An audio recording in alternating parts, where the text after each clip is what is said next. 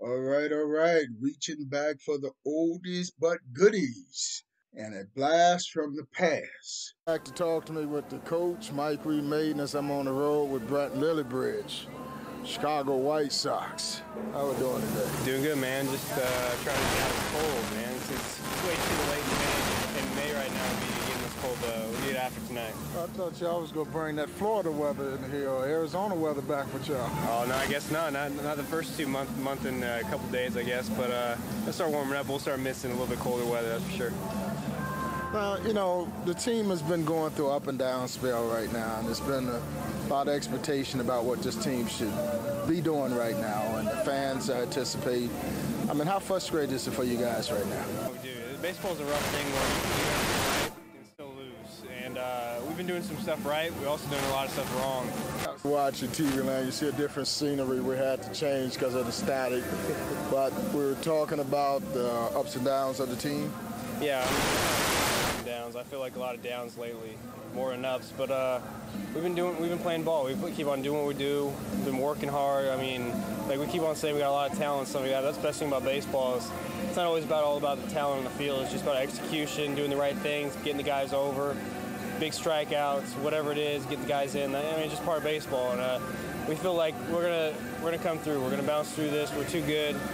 We have too good of attitudes on the whole part to be able to be stuck in this rut right now. And we hope we finish up the next couple games before the road trip on a winning streak before the day off, and then we'll see how the road trip goes. But first, it's day by day. Even when we're winning, it's day by day, and just kind of get after it. And over 162 games scheduled, there's streaks, winning streaks, losing streaks. And is it a case where you guys just haven't gelled, the chemistry just haven't gelled? It's hard because we a lot of guys like each other. I mean, we really get along really well. We really care for each other and want each of us to do well.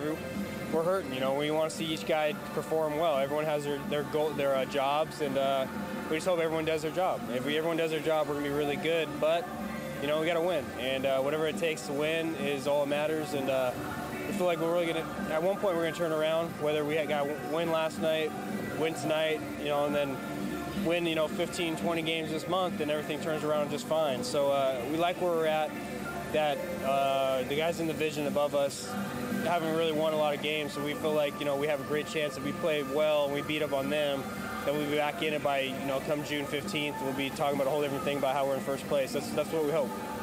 And I know, again, having coached college ball, the name of the game is you hit, we find some place for you to play. Now, Brett Lillibridge and frown his stroke a little bit, so how tough is it being a role player right now? It's tough, man. When you're swinging the bat good, and I feel like April's was great for me. I even started off May really well with a home run. I was swinging good, but it's consistent. That's the best part about it, is I haven't been playing, but I get in there and I contribute and I hit the ball hard, and that's the best thing I can, for myself personally, is I'm still seeing the ball, I'm still having great at-bats, and I'm squaring the ball up, even when I haven't played 5-6 days. And that's promising to see, because it's a long season, you never know what's going to happen, but I'm doing my job. But if we do all our jobs, we're gonna be, the team that's out there is supposed to be the team that's out there. I'm supposed to be on the bench right now, but whatever it takes to spell a guy if he's having a rough time, whatever, hopefully I've made it a little bit easier. But the most important, I'm here to win, and I'm here to have a full season in the big leagues and have a lot of success, and then we'll talk from there about the starting job someday. But I'm here for one reason, that's to win and do my job. And when we're winning, I'm happy on the bench, man. We're winning, I'm happy. If we're losing, I'm not so happy, and I want to play because I think I can do better. But it's just part of the game, and just be patient. Well, can you do me one favor when you guys come back from this road trip? Can you bring some good weather back with you? You got to think that it's in our favor that there can be at least warm up in the next 10 days. But I sure hope so. We're going to Seattle, so that ain't coming that way. We're not bringing rain, but we're going to Southern California. It'll be just fine. But hope for a good road trip. Rest of the series against Minnesota. Quick series against Minnesota to kind of set the tone. We beat up on each other a lot last year, and we hope to start off this year the same way. Coach, one-on-one with the coach, Michael E. Maiden. A blast from the past. Got Luke Collier here. How we doing today? Doing pretty good, man. Excited about today. Got some young talent out here, getting ready to work out in front of some pro scouts. So I'm always excited about that. Now, you're Chicago product. Played in the big leagues 14 years of professional baseball experience. Alumni Coach Maiden, I got to get that in. Yeah, I made him. Don't forget it. So, I mean, now you're scouting for the Kansas City Royals after playing in the major leagues. I mean, what are some of the transitions that you have to go through from player to scouting? Well, I know I learned a lot about the ins and outs about, what teams look for in a player. Mm-hmm. It helped me out a lot, because I was curious when I played. I wanted to know what it was that they liked about me, what made me, a prospect and stuff like that. So when I went to scout school, they taught us a lot about what to look for, the different tools and how to evaluate the tools. And that's all I do now, we look for guys who can run, throw, bat speed, but most of all, we look for kids that got the good makeup, that wants to play the game because, 162 games a year, hot sun, you're away from your family, you're in and out of hotels, so you got to really love this game and all the ups and downs that it's going to take to really, overcome, the negativity and get to the highest level. Kids got to really have outstanding makeup and to fight through that. So that's some of the things that we look for, some things that I know that I had that got me through. I try to look for those same things in kids. And having coached 30-plus years, I run across a lot of parents and players that have come in contact with major league players and passed along their kid's name and information on that player, thinking that player was going to get their kid drafted. They don't really understand.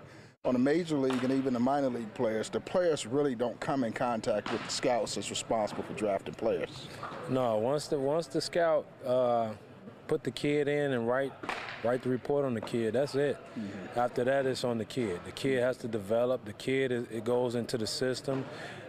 Each system has a player development, where the kids go in, whether it's pitching coaches, hitting coaches, fielding instructors, and the kid has to develop and excel at each level. After the scout put the kid in, other than maybe a phone call to say, hey, man, how you doing? That's pretty much it. The scout doesn't have any bearing on what the kid does after they draft him or sign the kid. There are a lot of kids out there that have a lot of raw talent and ability, and they don't realize that, you have to master techniques to play on the next level because everybody's going to be good as far as ability is concerned. I mean, you got kids that got physical ability, kids that can run, throw, and hit. Once you get to a certain level, everybody can do that. What separates a kid is work ethic and the proper fundamentals and just the desire to want to compete and want to win. So, I mean, kids really have to develop their talents and their skill sets in order to be, separated. I was just talking to some kids today, and I told them, like, what's going to make you different when we put you in a crowd of 50 people that can do everything you do? So it had to be the skill set, the fundamentals, the polished players, what guys are looking for, you know what I mean? In this day and time, scouts are looking for kids that's a little more advanced than, back in the day. Back in the day when I got drafted, it was strictly tools. Now it's tools with polish, you know what I mean? And this is what it is because kids are getting pushed to the big leagues a lot faster than back in the day. And how good of a player was you when you got drafted? When I initially got drafted, I felt like I was good physically. But as far as knowing the game, I didn't know, I didn't have a clue of what the game was really about. And it took me, I'm telling you, I'm still learning the game. And I'm retired 5 years, but, it took me 5-10 years to really start to understand the game and stuff like that. You can never stop learning that this, learning this game is so complex, you know what I mean? It's so much competition. But, if you work hard at it, and you dedicate it to you continue to develop. And tell everybody out there in TV land how good of a coach I was. Well, Mike Maiden was my coach back when I was 15 years old. Just tell him how good I was, though. He was all right. He was all right. That's the end of this show. Lou Collier gets on Coach Maiden show no more. Coach with Lou Collier on the road. Welcome back to Talk to Me with the coach, Mike Maiden. We're on the road once again, take you youngsters behind the scenes. What it's like being a major league ball player, and I got the man here for the Chicago White Sox. I'm gonna let him introduce himself to you. Jimmy Lambert, pitcher. Pitcher. Well, We're taking our youngsters behind the scenes of what it's like being a Major League Baseball player. So what's this experience been like for you? I mean, it's been amazing. It's been everything I dreamed it would be. You know, it's a lot of fun, obviously. More fun when we win than when we lose, but hopefully we can figure it out in the next couple weeks and get going. So what was this road like for you getting here? Where did baseball start for you? I mean, I've been playing since, 4 or 5 years old, T-ball, Little League, all through high school, obviously, travel ball growing up, college, and then every level of the minors before finally making it to the majors. So what was high school like for you? I'd say pretty standard. I mean, I played every level, played on the freshman team my freshman year, played on the JV team my sophomore year.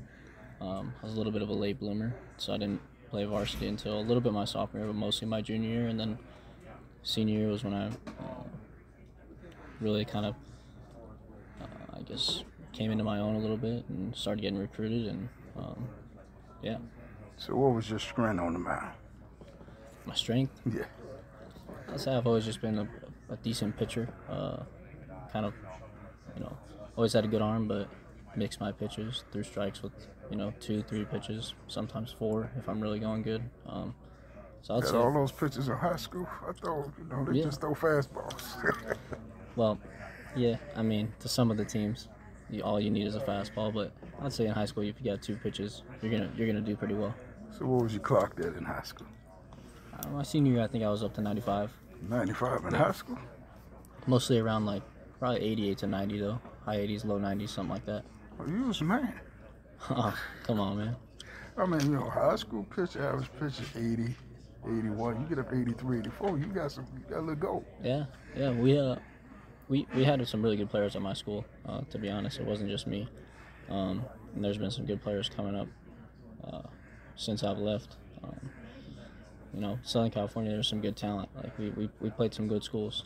Oh, well, see, you go throw it in for us Chicago people about California, that weather down there. Yeah, the weather, exactly.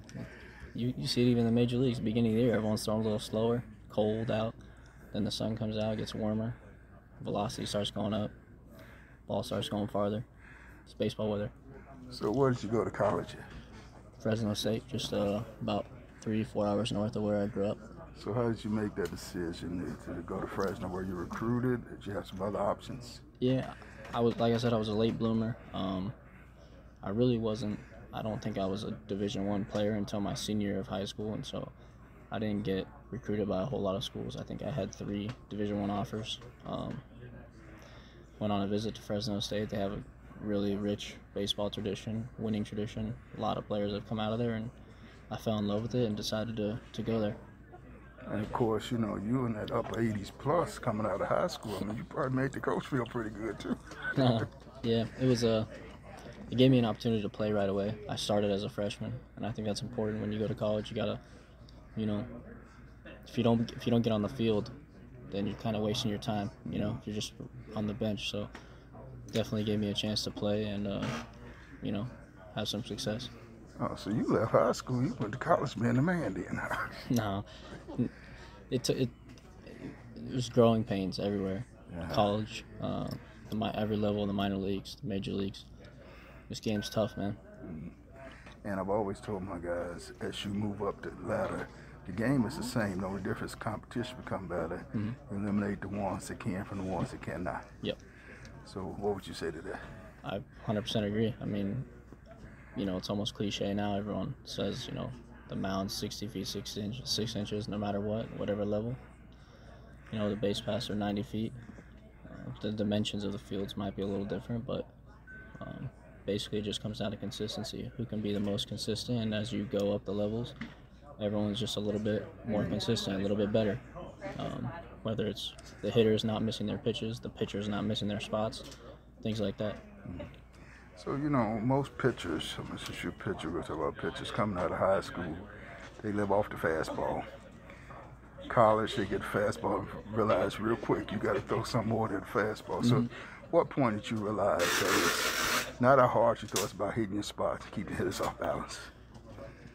I would say, probably my first week at Fresno State in the fall. Because like you said in high school, you know, if you got a pretty good arm, you throw pretty hard, usually you can live and die with your fastball. Mm-hmm. But then you go to college, especially Division I, and you know, you start leaving that fastball over the plate, and you're not showing any other speeds. They're gonna be all over it. So, yeah, you learn pretty quick. You gotta mix your speeds, you know, hit your spots, things like that. If I find out real quick that sliders, changeups are your out pitches on the next level. Exactly. Yep. 100%. Yeah. So what about when you came to the big leagues and you started seeing big league hitters? I mean, you know, that's the difference in day and night. Yeah. I mean, there's a lot about the big leagues that's just different. You know, the pressure, the fans, the stage, and then on top of it, obviously, you know, the players are better. But like you said, it's the same game we've been playing.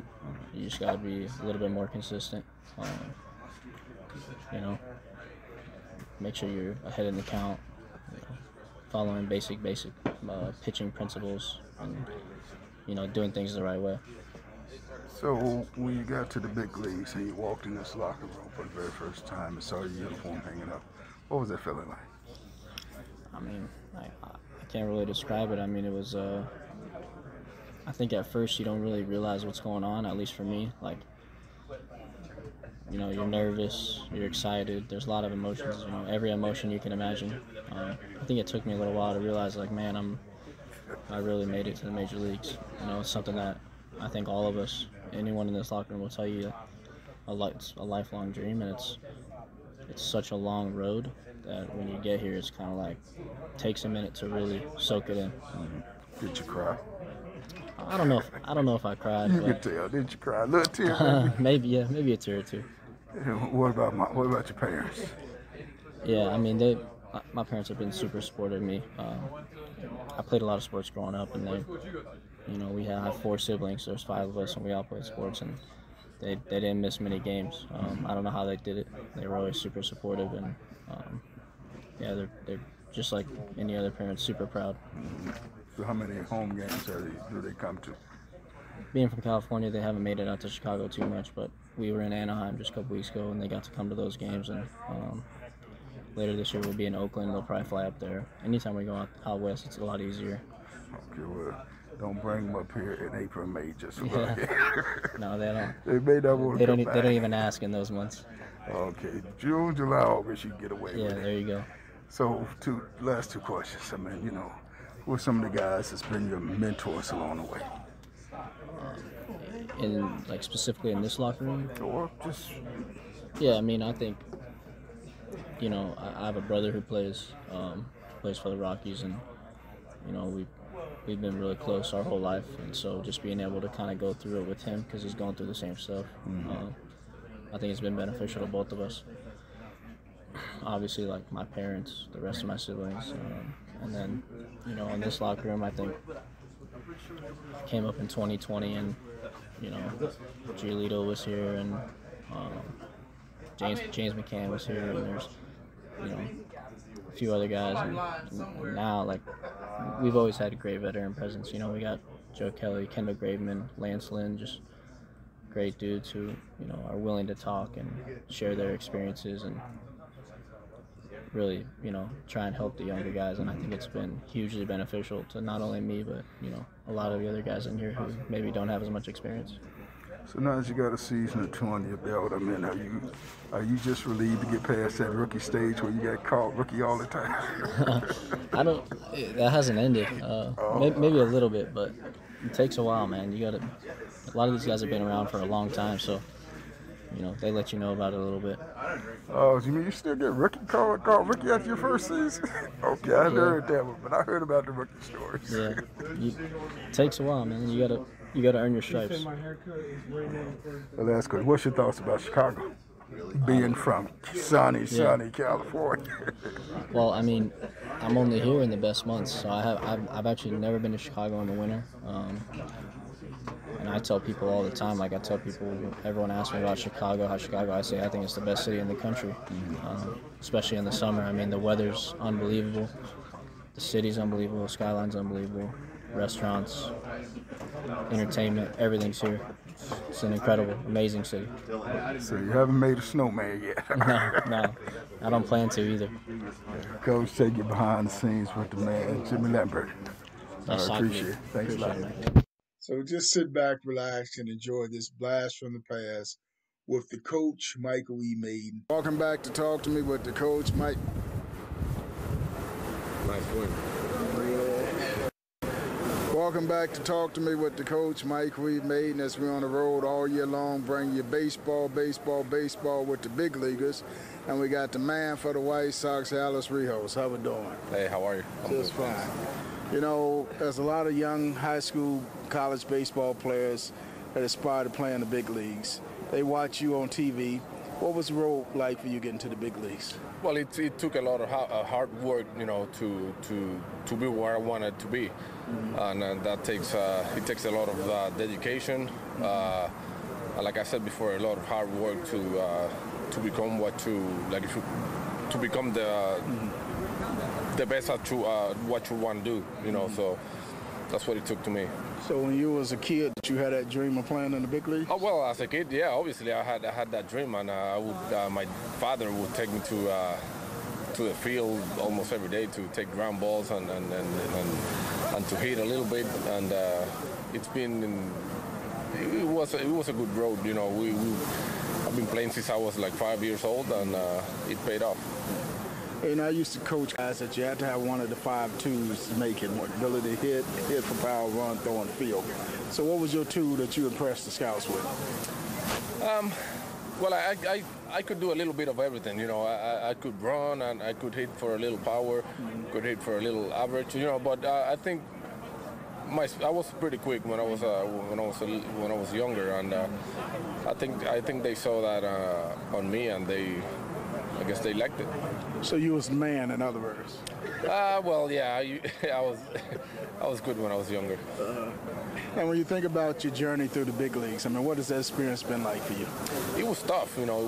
I played 5 years in the minor leagues. I went through every single level, but like I said, I think I put a little work on the things that I wanted to do, and it paid off. You know, like I said, it takes a lot of effort, dedication. You're away from your family. You know, that's one of the things that is the most hardest to deal with. You know, but it was good. You know, we worked hard, and it paid off.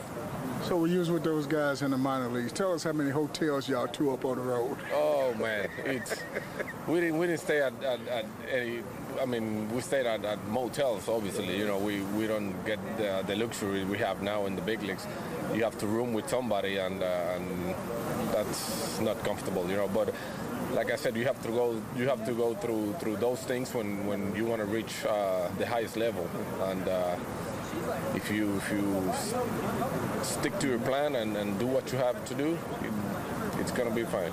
So was there some pillow fights in them days in the hotels? Oh, well, I was lucky that I didn't get into I didn't have any roommate that was into, like... You was all-American kid, in other words. Yeah, that's good, yeah. So, I mean, you know, but making that journey to the big leagues, when you made it up here, I mean, a lot of people don't understand the wear and tear on a major league body, 162-game schedule, spring training, cold weather, bad weather. I mean, they just think that you guys are supposed to be on every day. Yeah, it's something that, you know, it's hard for a fan to understand every aspect of the game. You know, sometimes some of them don't see the preparation before the games and all the travel that we have to do, and we don't get that many days off. You know, but it's something that we sign up for. We have to be. We have to appreciate what we do, and the fans they have to appreciate also what we do. You know, we do. It's hard work what we do. You know, it seems that it's easy, but it's not that easy. You know, the preparation part of the game, I think it's the hardest part. I don't think they understand. Sometimes you guys play a night game in one city, fly out, get in 3-4 o'clock in the morning. Your buddy there. Yeah. Get in at 3-4 o'clock in the morning. and your body's still in that other state someplace, and you got to play baseball. They don't understand that. Sometimes they don't. But like I said before, that's what we sign up for, and we have to do what the best we can at what we do. You know, it doesn't matter if we're tired or not. We have to come out here and try to do our best. And but you know, we do a lot of travel and a lot of things that they probably don't see, but it's all good. Last two questions. You're a former All-Star, made the All-Star team. What was it like to you when you made that All-Star team, to be honored to be out there with those top players in this league? It's unbelievable. It's an experience that I will never forget. You know, you get to play with the top players of the league. You know, when at that period, at that certain time, and it's something that you also dream of. You know, when you're a kid and when you're playing in the big leagues too. You know, you want to be at the level of all the best players, and like I said, it's something that I will never forget, and it was pretty overwhelming. And who've been some of your mentors in this game? Mentors. I can't really mention one right now, but when I was growing up, I used to follow Juan Gonzalez a lot when he was a player, and he was one of the guys that I looked for when I was growing up. Your first hit in the big league, who was that on? It was he forgot. lefty from the Angels in 2004 was I forgot his name. He forgot. First home run. The Warren Brazelton. Oh, see, they don't forget the home run. Yeah. Coach, take your youngsters behind the scenes with the man, Alex Rios. All right, thank you. All right, appreciate it. All right, man. And don't forget to tune in to the next show. Get on our website at blastfromthepast247.com and check out past and present shows. That's Blast from the Past, the number 247.com. See you on the next one.